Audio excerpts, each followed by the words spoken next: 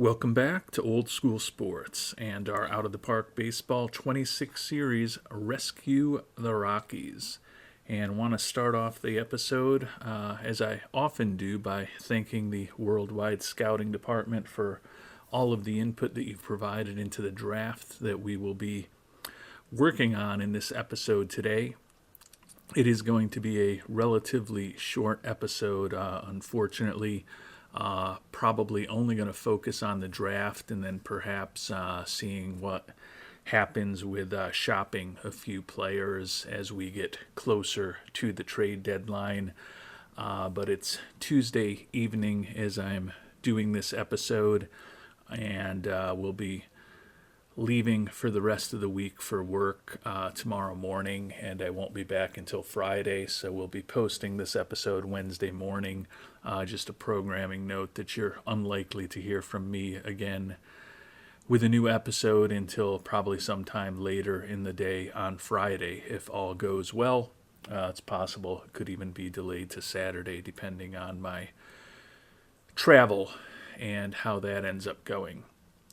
But we are ready to get going with this 2028 draft. We have improved the farm system materially over the last couple of years, at least according to the rankings. You can see we've got top 25 prospects now, which is pretty good.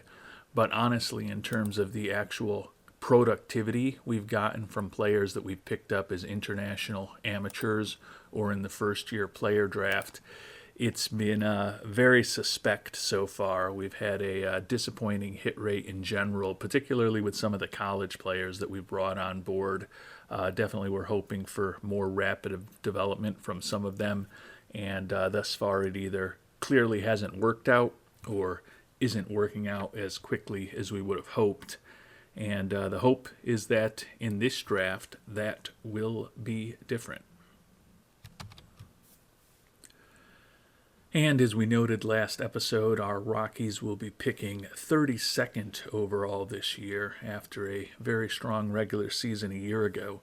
Unfortunately, we've been struggling this year with a 44-49 record just past the midway point of this season. I've come up with a list of 6 players that I am most interested in. 4 of these players did receive some level of support from the Worldwide Scouting Department as far as what we should do with our first round selection. And as I noted in the last episode, we only have 2 picks in the top 3 rounds, as we had to forfeit our third round draft pickup this year when we picked up Pablo Lopez. So going to really need to make those first 2 picks count. Of the 6 players I mentioned, there were 2 that didn't really receive support from anybody, and they're 2 that our scout really likes. One is Richard Clerkley, the 18-year-old outfielder. He is the highest rated player left on the draft board. He was projected to go 13th overall in the mock draft this year. Pretty good potential contact hitter with a little bit of pop in his bat, but not a ton of speed, not great defensively, and tend to agree with the Worldwide Scouting Department that although he's in theory the highest rated player on the board, he's not necessarily someone to go with. The second guy that didn't really receive any support is the starting pitcher, Josh Hammond, out of Wake Forest. He's projected to go with the 4th pick in the second round, so if we want to end up with him, now certainly seems to be the time to take him. But as several commenters noted, the personality is borderline toxic, and given that we have been struggling a bit with some of the problematic personalities, we've been a bit more willing to bring on board in this game. Don't think bringing on a toxic personality who also is potentially really just a very durable relief pitcher if he doesn't develop that changeup to give himself a third pitch. Doesn't seem to me or the Worldwide Scouting Department the way to go. So clearly if a Clerkley or a Hammond lasted until the end of the second round, they'd likely be someone that we'd have to consider there. but I think that's unlikely to happen, and they won't be a direction that we are going in this first round. So that leaves us with 4 players to consider more strongly. In addition to Hammond, who we already talked about, there's one other pitcher that we are considering, and that's James Embry, and he was the recommendation of Scott Donovan. Like the high leadership, loyalty, and work ethic, solid stamina, solid at holding on runners, and he's a guy who's already basically got a 4-pitch arsenal of major leaguish quality pitches. Potential for all of those pitches to improve to be average or slightly above average. And if at closing in on 22 years old, he's able to somehow develop that changeup, we think that that could end up being his best pitch overall, which would certainly give a nice boost to his stuff. Movement and control closer to the average range, doesn't throw incredibly hard, and a little worried about him developing the ability to keep the ball in the ballpark. But he's been effective in college at St. Peter's. Though one thing that I will note about James Embry, and certainly Scott Donovan didn't know this when we posted the last episode, but Embry is not projected to go until the 16th pick in the 3rd round. So if we think about value with him, might make a bit more sense to try to wait till our pick at the end of the 2nd round to try to pick up Embry. But if we decide that Embry is the way to go, I've noticed over the last couple of versions of the game, and particularly acute here in OOTP 26, that it seems like the mock drafts underestimate when pitchers are going to come off the board. So certainly no guarantee that Embry will be available in the 2nd round, but it is more possible than the other 3 position players that we're going to be talking about possibly picking up. And there's one overwhelming choice among the worldwide scouting department among these 3 position players that we're going to talk about. So we'll talk about the 2 that are a bit less popular first. We'll start out with the second baseman, Dave Gray, left-handed hitting infielder out of Indiana. Like the durability, like the speed. He's a guy who can play a lot of positions defensively, although not necessarily any of them at an incredibly high level. Really good contact hitter with plus gap power if he reaches his full potential. The home run power and the eye are not great, but he does have high adaptability and baseball IQ. Gray is the choice of Avery Shayam, Peter Hooper, and Fluffy Dog 987. And Dave Gray is a guy who, in the mock draft, was projected to go with the 29th pick in the 2nd round. So given that we've got the 32nd pick in the 2nd round, it wouldn't be impossible for Gray to fall to us in round number 2. But he certainly is also one of the higher potential players who could make sense here in the 1st round. Similarly, Chris Hers was a choice of 3 members of the worldwide scouting department.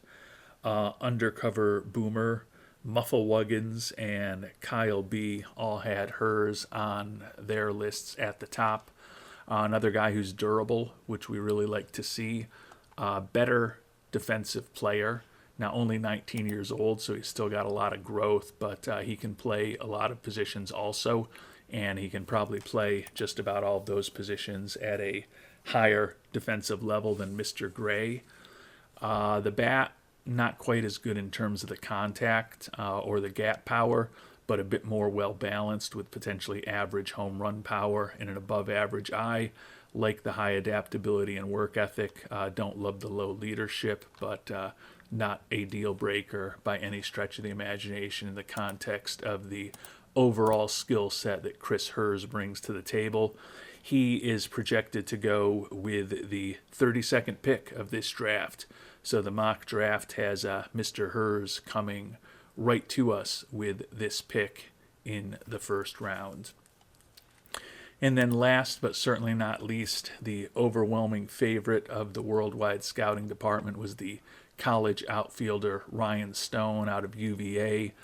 Left-handed hitting outfielder, above average range, a good error rating, the arm a bit below average, really nice personality with high adaptability, work ethic, and baseball IQ. The speed, pretty average, but he does have a profile that we think could play pretty well in Coors Field with above average speed coupled with outstanding gap power, potentially well above average contact, and then home run power and a batting eye that both look to be pretty average-ish. Definitely an older prospect. He's going to be turning 22 just 2 days from now. I mentioned in the last episode that it seems like we have ended up bringing a lot of high potential outfielders on board over the last few years in the draft and the IAFA period, but ultimately agree with what was a assessment of most of the members of the scouting department who commented on that topic. You don't know what's going to happen with development of anybody. In a baseball draft in particular, you probably take the best player available. And if we think Stone is the best player available, probably makes sense to take him. Other guys may not develop. He may not develop. But if you do find yourself in a surplus of very high-quality young outfielders, you can probably get something interesting in a trade. So ultimately, Stone was the most popular choice of the worldwide scouting department. Cervalarian, Mufflewuggins, Not My Four-Ply, Jarek Braxton, fake name, David Kane, Fluffy Dog 987, Rob Irvine Jr., Holdor, YME 943, and DLL First Base 14 all had Mr. Stone at the top of their lists. Stone also is a guy that we likely need to take now if we are going to take him, as he's expected to go with the third pick in the supplemental first round pick. So just a few picks from now, Stone is expected to go off the board. So when we think about the position players, Clerkley expected to go 13th overall. Mr. Hers expected to go 32nd overall. Stone expected to go, as I mentioned, with the third pick of the supplemental first round picks. After that, the pitcher Hammond was expected to go with the fourth pick in the second round. Dave Gray expected to go with the 29th pick in the second round. And then the other pitcher, Mr. Embry, expected to go with the 16th pick in the third round. So there's definitely potential that one or two of these six players that we've talked about will still be there on the board when we get to our second round pick. Ultimately, I am going to go with the worldwide scouting department's choice and pick Ryan Stone here. To me, it came down to Stone or Chris Hers. Like the durability and the defense and some of the personality traits of Hers, as well as a bat that looks like it could definitely be well above average. But I do like that Stone is pretty well developed, and he could be average or well above in every one of the batting categories. Interesting prospect as a left fielder. If he really did some improvements in his range or error rating, could potentially play center. A lot of positive personality traits. And outside of the home run power, he's reasonably well developed with 45 contact and 45 gap power already. So he is conceivably a guy who could be helping us in the not too distant future. Looking for slot, we are going to go ahead and meet the demand and bring Ryan Stone on board with the 32nd pick of the first round. Question now is, will any of the other guys that we just talked about still be around in the 32nd pick of the second round? And Not too much as far as the position players. Looks like Clerkley is gone. It looks like Gray is gone, and it looks like Hers is gone. We'll take a look and see whether Hammond or Embry are still available. I mentioned Embry was supposed to be the 16th overall pick in the third round, so there seems to be a legitimate chance that he could be on the board. My hope, given that I think we do need some pitching in this organization, was that Embry would fall. And he is still on the board, and Hammond is gone. So of the guys that we talked about, only Embry is left. Think he could be a decent pitcher. He's reasonably well developed, 45 stuff, 40 movement, 40 control. As I noted, the tricky thing with him is we think he's got a lot of ability to really improve his stuff, but if that changeup doesn't develop, he's probably just a 50 or 55 guy as far as his stuff, even if the fastball, slider, curve, and sinker all kind of get close to reaching their full potential. Doesn't throw incredibly hard, but still like the package overall. Doesn't mean I'm not going to look at some other options, which I will do offline. But before I do that, for those who are interested, want to take a look and see where the other guys that we were thinking about picking ended up going in the draft. Mr. Clerkley went to the Red Sox just one pick after ours. Everyone else that we were talking about lasted until the second round. Chris Hers was picked with the 5th pick in the second round by the Yankees. Dave Gray went with the 6th pick in the second round to the Marlins. And where did Mr. Hammond go? Did Hammond not go yet? I'm sure he did, and I just missed him. Oh, yeah, he's like sitting here right there. He went with the 2nd pick in the second round to the White Sox. So 3 of the 4 guys that we were talking about came off pretty quickly, or 4 of the 5 guys we were talking about came off pretty quickly after we made Ryan Stone our first round selection. And as I noted, we don't have a 3rd round pick, so there's going to be a lot of picks between now and our next one. Did spend some time investigating things offline, but I had 6 guys that I talked about that I liked most when we were making our first round pick. Embry is the only one who is still out there, so he'll also save us a little money looking for under slot this year. We could be making some trades, could be trying to improve the team, but we also could be trying to sell off some prospects and maybe take our lumps, acknowledging that this isn't going to be our year. But regardless of what we end up doing, having a little bit extra financial flexibility might help. So we end up going with Scott Donovan's guy, the pitcher James Embry, here in the 2nd round.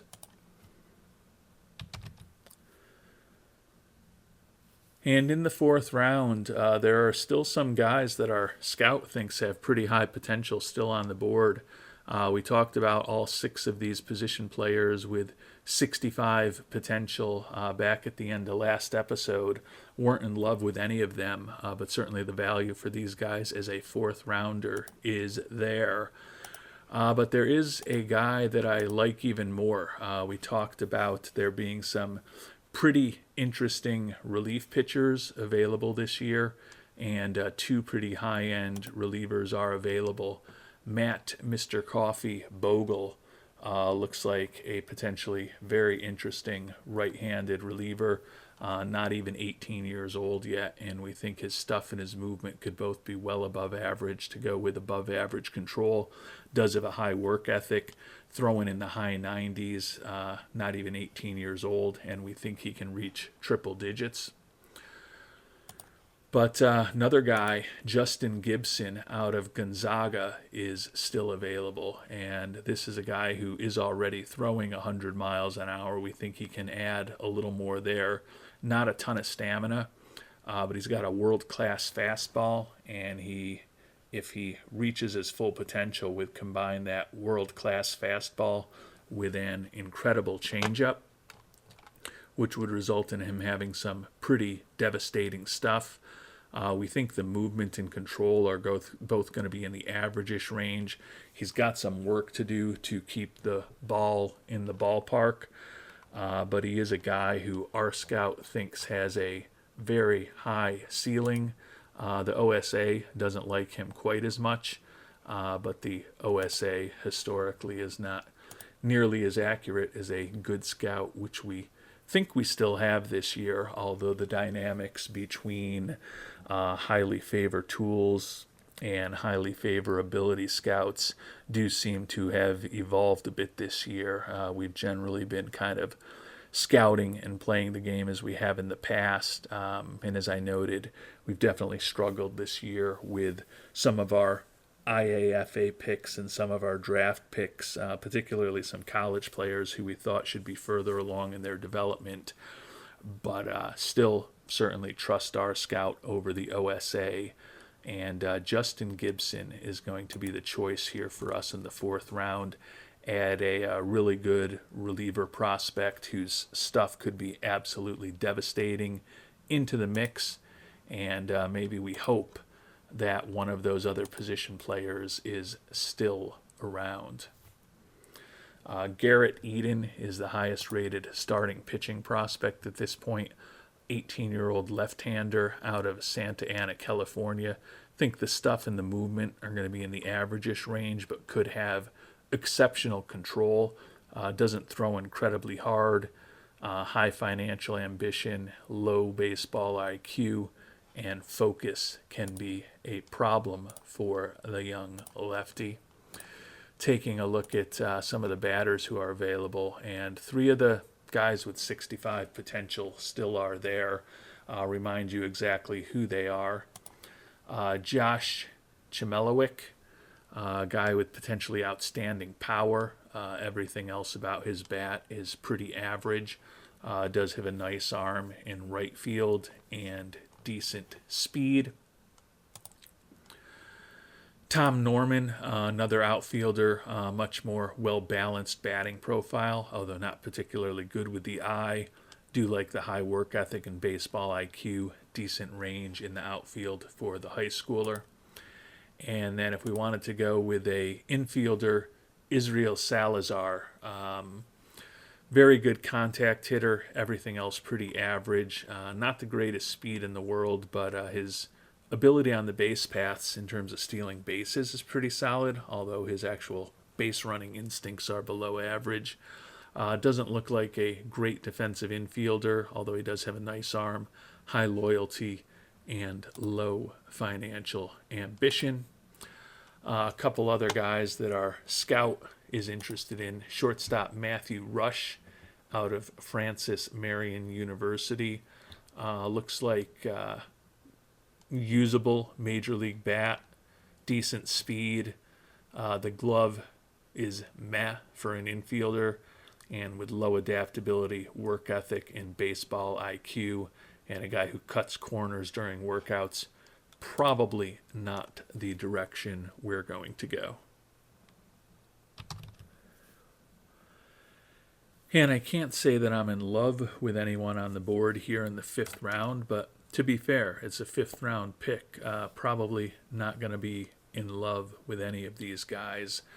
Came down to two different guys for me. If we were going to go with a position player, it was going to be the center fielder, or will be the center fielder if we do go with a position player. Josh Chemelowicz.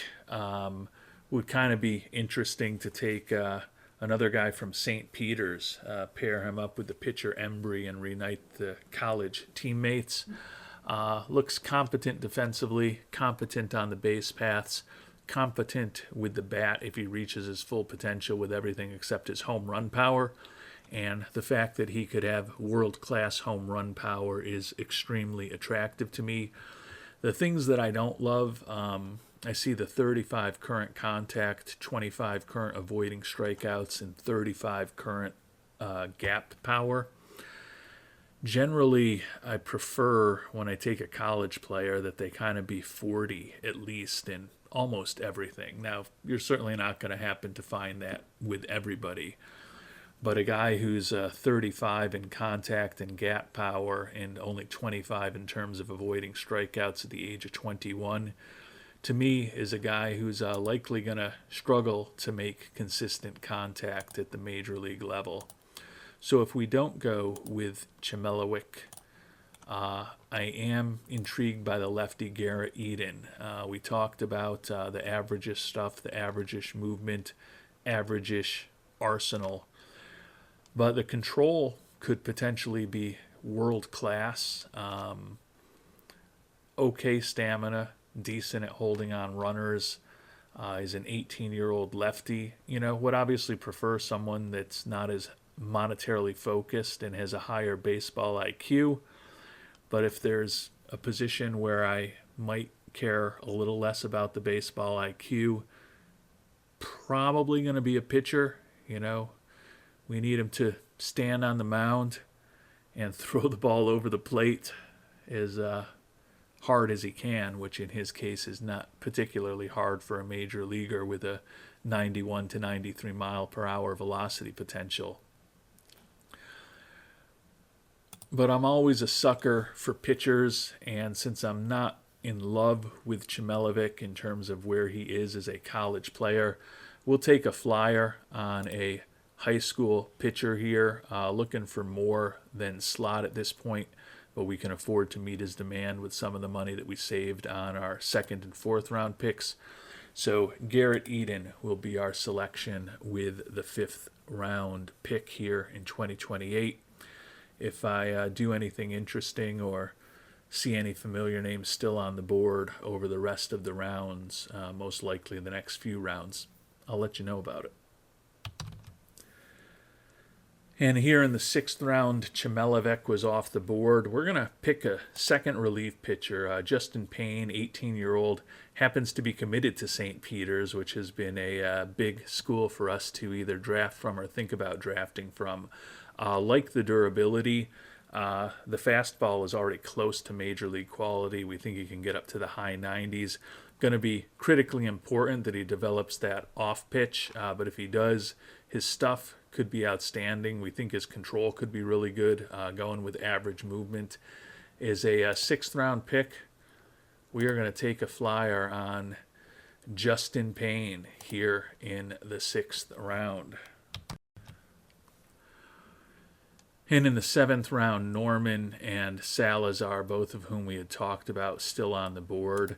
I don't love Israel Salazar defensively. I think he could be a very interesting first baseman, could also play a corner outfield spot. Obviously, he's spent his high school career playing more important middle infield positions as well as third base, which seems to be his natural position.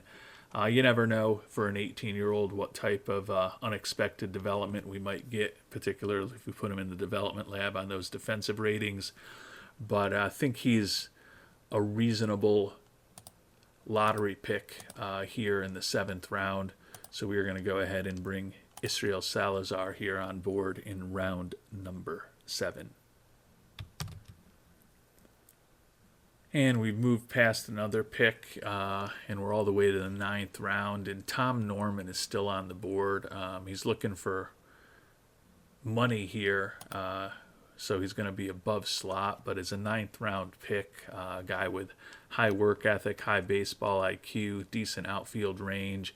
We think the contact and gap power could both be well above average. A little bit of home run pop in the bat. Not going to draw a ton of walks, and the speed and the instincts on the base paths aren't great. But for a 9th round pick, I think we could do much worse than Tom Norman, so we are going to go ahead and bring him on board as well.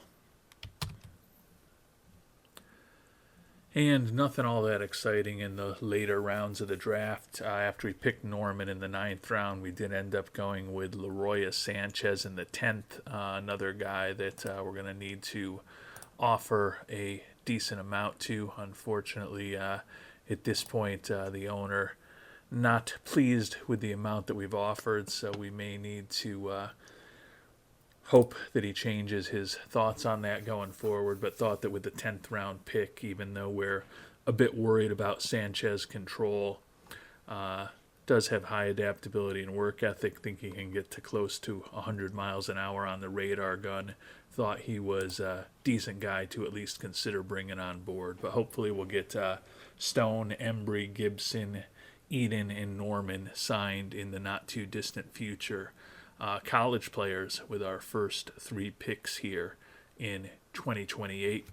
Hopefully a couple of those guys will be able to help us in the not too distant future. And one final thing we're going to look at before we finish off this episode, we did get a lot of feedback following the last episode, and honestly, we've gotten this feedback from some others over the last week or so in real time. But Charlie Condon, who was the top prospect in our organization when we took these Rockies over a little over 3 seasons ago at this point, just really has not developed well. We still think there's a decent ceiling there, but at over 25 years old, the chances of him reaching all of that untapped potential are declining by the day. He's still listed as the number 87 prospect in baseball, but Sir Valerian, Mufflewuggins, Dog Massa, City Man, DLL First Base 14, Avery Shaham, and Jarek Braxton, among others, all think it's perhaps time to move on from Mr. Condon. So before we finish off the episode and depart for a couple of days, we'll let you see what, if any, interesting options there are on the market for Condon. Still a top 100 prospect, but we have sent him from the majors down to AAA at this point. And you can see that unfortunately there's essentially no market at all for Mr. Condon with the trade settings that we're playing on. So he certainly would have had more value a year or two ago if we had dealt him then. Obviously, we're still holding out hope that he might develop more fulsomely then, which he unfortunately hasn't. Maybe if there's another trade for us to make over these next 3 weeks or so till the trade deadline, someone will ascribe a little bit of value to Condon and we'll be able to bring a useful player on board and get a little value from Condon. But it certainly doesn't seem likely right now. As I mentioned, total disaster in the majors this year, hitting a .183 and 126 at-bats. He has been really good in Albuquerque this month since we sent him down, hitting .375 and 32 at-bats, 2 homers and 7 ribbies. He's got almost as many ribbies in 9 starts in AAA as he did playing parts of 47 games in the majors this year. So good to see him producing in AAA, but still not necessarily all that constructive about what he'll ultimately become. The guy that we brought up, Toshimi Masuda, to replace him, has kind of been better than hoped, but as expected in a lot of ways. He has struck out 5 times in 11 major league at-bats, but he also has 3 hits, including a couple of homers and 3 ribbies in those 11 major league at-bats. So his on-base percentage is close to 1,100, 188 WRC plus for Mr. Masuda in the very small sample size.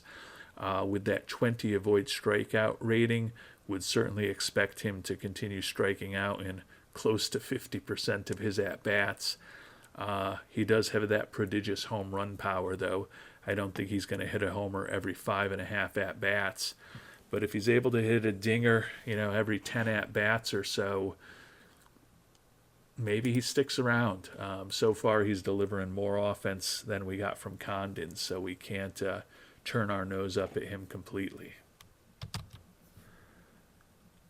And all right, you convinced me, even though this is going to be a short episode, even though it's after 11 o'clock at night and I've got to get up early to get my work day and my travel day started tomorrow.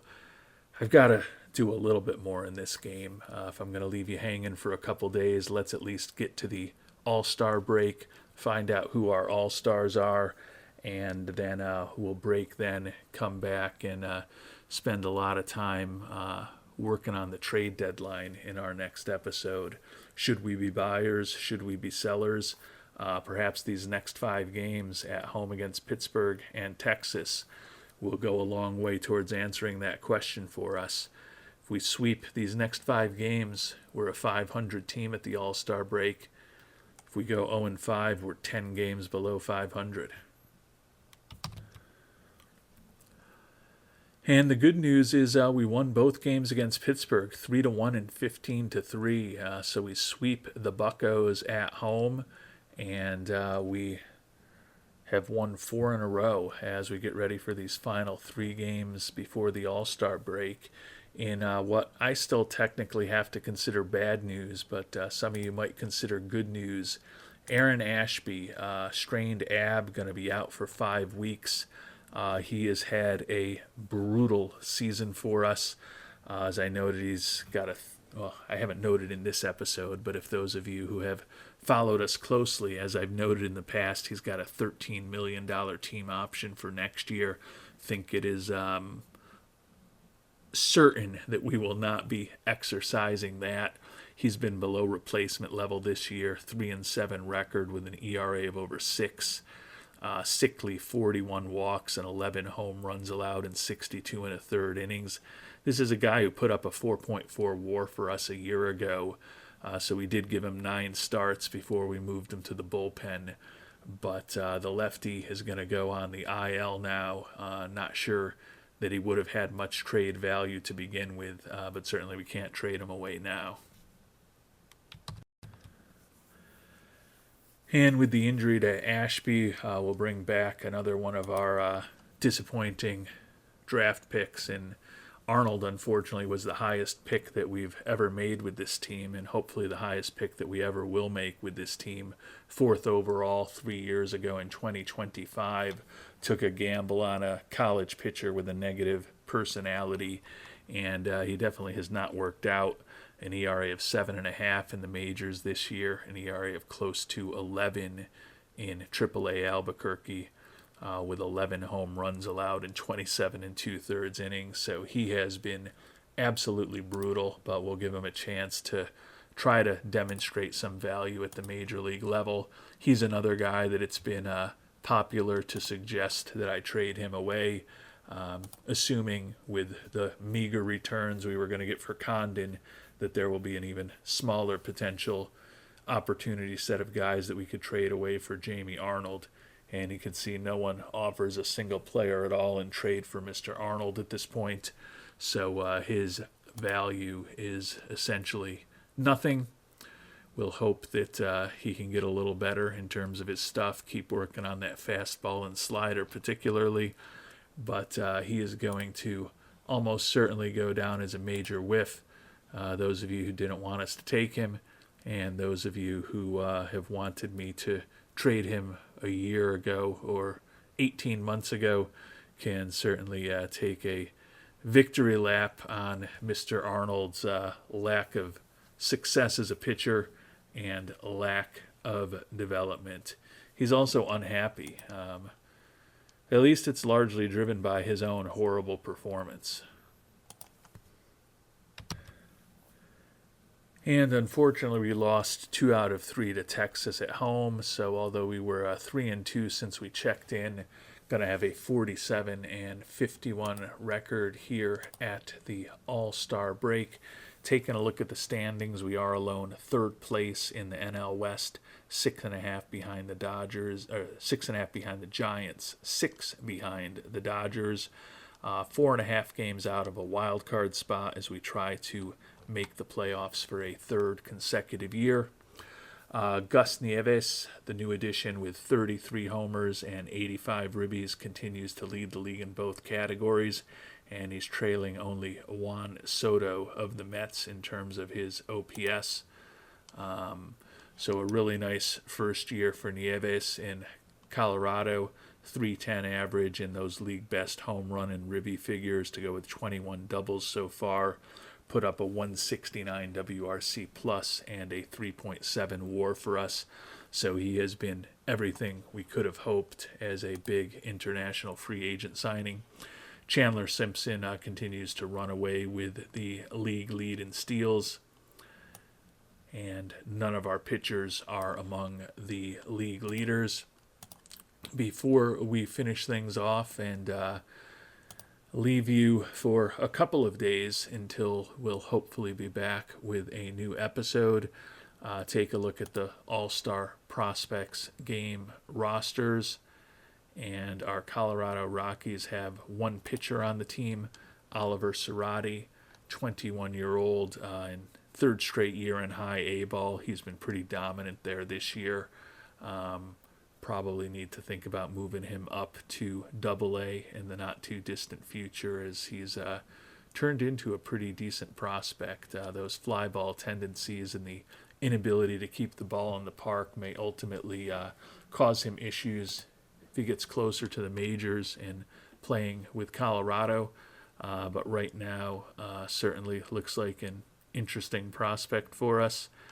And two other players, two of the top prospects in our organization, also in the All-Star Prospects game. Jordan Contreras, our international free agent signing from just 7 months ago, or 6 months ago, quite honestly.